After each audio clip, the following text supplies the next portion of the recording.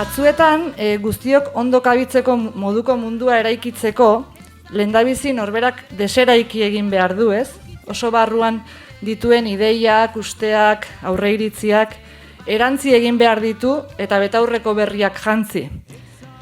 Gaur, goiza emango dugu ariketa hori egiten, ez? Bizipozatik, arrasakeria deseraikitzen. Azken urteetan batez ere bi zereginetan aritu gara lanean. Batetik aniztasun kontseiba osatu dugu, eremu honetan bere ekarpena egin nahi duen edozein herritarrentzat irikia den gune bat, eta bestetik, harrerari ematen ari gea lehentasuna. Hala ere, badira bazterkeriarako joera gure gizartean. Arrazakeria horietako bat da. Egiturazkoa, simbolikoa, biologikoa, etnozentrista edota abertsiboa izan daitekena. Gaur hemen elkartu gara, bizipozatik arrazakeria deseraikitzeko. Kontziente izan eta gugandik hasiz. Ni be irakaslea naiz, Bilboko Aereduko zentru baten nago lanian, ikasle gorren irakasle naiz, 15 urte noia bertan, eta gero be zen arrazen egaldara da, eta 3 seme alaba arrazelizatu ditut. Orduan, arrazakerian bueltan, urteak noia hausnartzen, baina latabe, pertsona txurisa naiz, orduan, nire ikuspegisa behondiokan garatzen jarraitzi behar dau. Orduan gaurko honetan saiatuko naiz batez be boriri ahotsa ematen, beran esperientziatik, pertsona beltz bezala, saltzen beran ikuspegisa. Beti kanpotarra sentitzen zara, naiz eta hemen jaio, hemen hasi, beti kanpotarra sentitzen zara.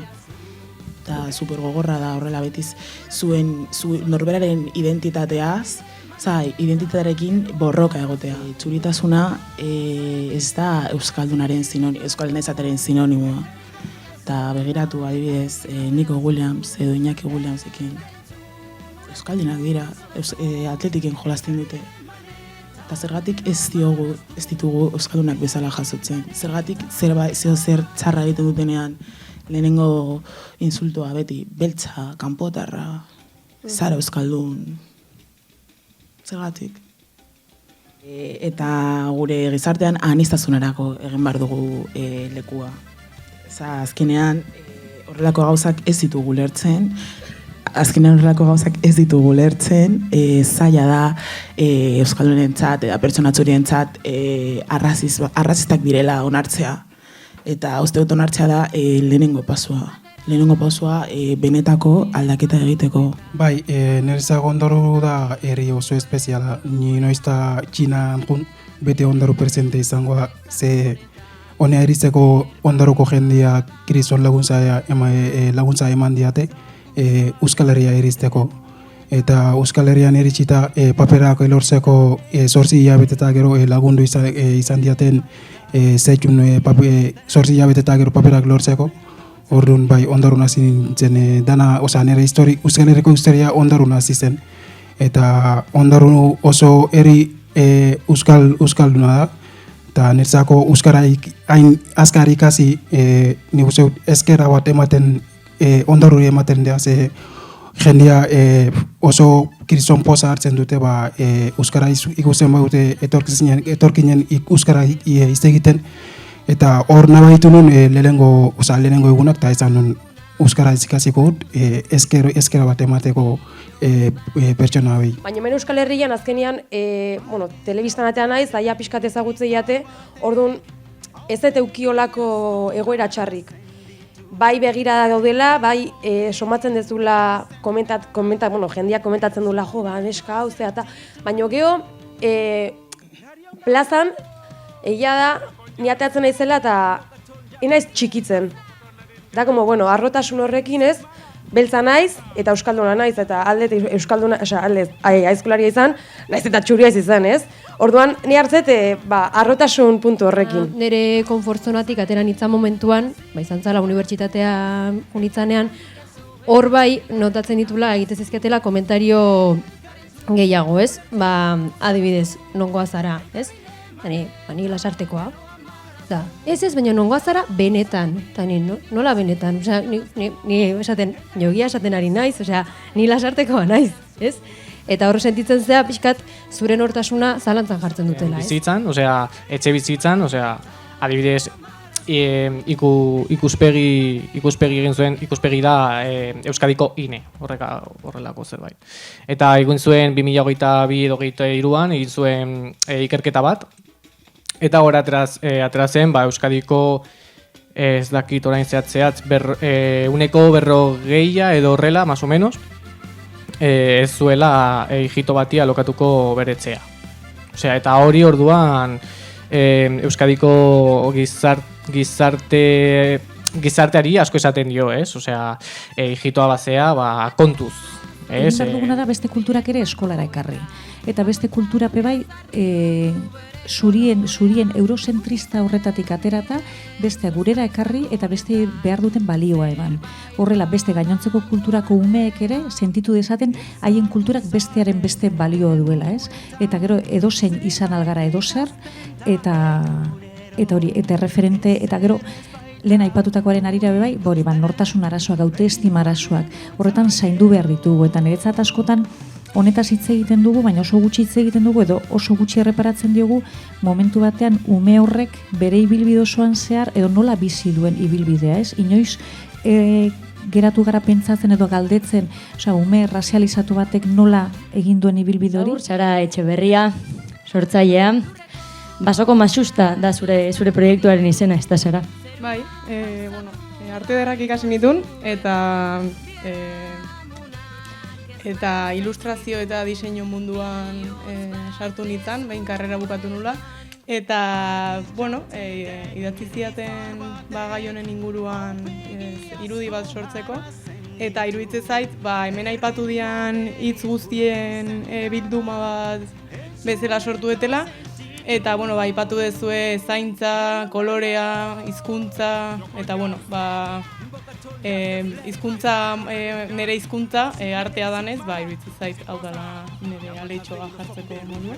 Gurasoen bilera, erdiek ez dakite euskeraz, baina ez dugu erderaz denok egin nahi, arrasgune baten bizi gea, euskararen arrasgunea da zaldibire, orduan nola eginez parte hartzea bermatzeko, baina aldi beren euskeraz biziz.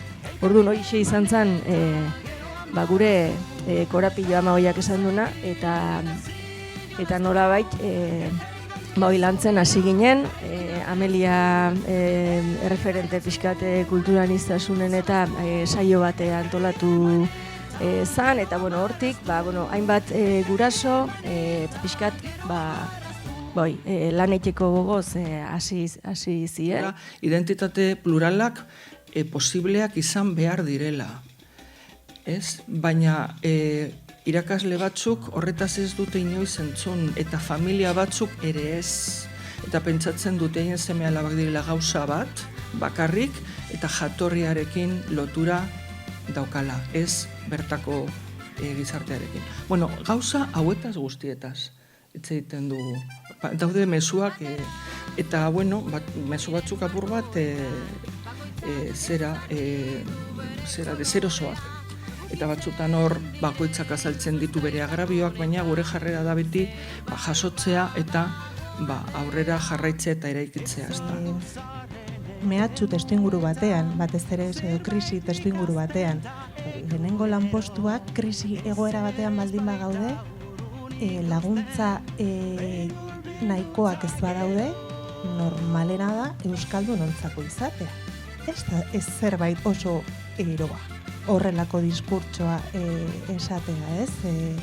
Eta diskurtso horiek lurraldetasunan oinarrituta daude, ez? Lekukoek eskubide gehiago izan behar ditugu, etorri berriak baino.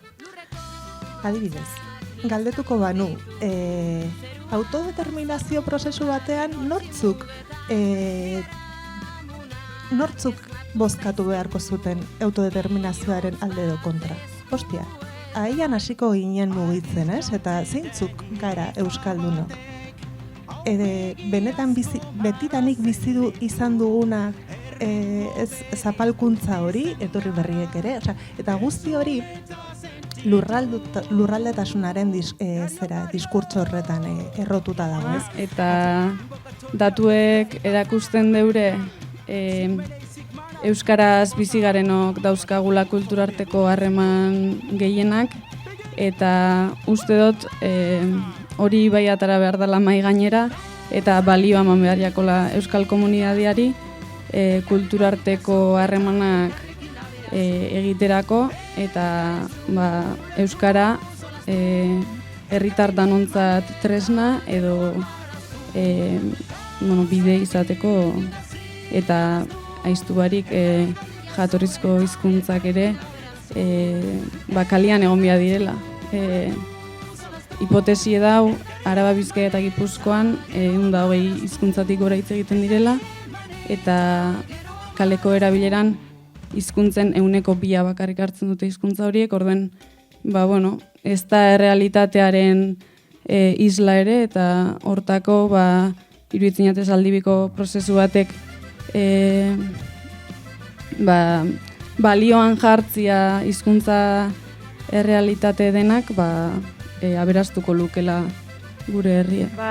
Utopia iparrorratz hartuko dugu, jarraituko dugu lanian, eta orain Jose Mariri emango diot hitza. Mantenduko dugu denon artean, musika guztik airean abestia bukatu arte. Gaikean elkar zaintza hortan, pizkate ikasiz. Aipatu duzuen bezala Ameliak eta humoretik. Gai honek ere minetik asko du, baina jolastuz bukatuko dugu. Eta helik esan duen bezala, eskerrik asko denoi, oso aberatxe izan da, deno joan geha zerbait ikasita, eta egunerokotasunean baukagu ez, pizkate buruan, gure jarrerak, berrikusi, berrikasi.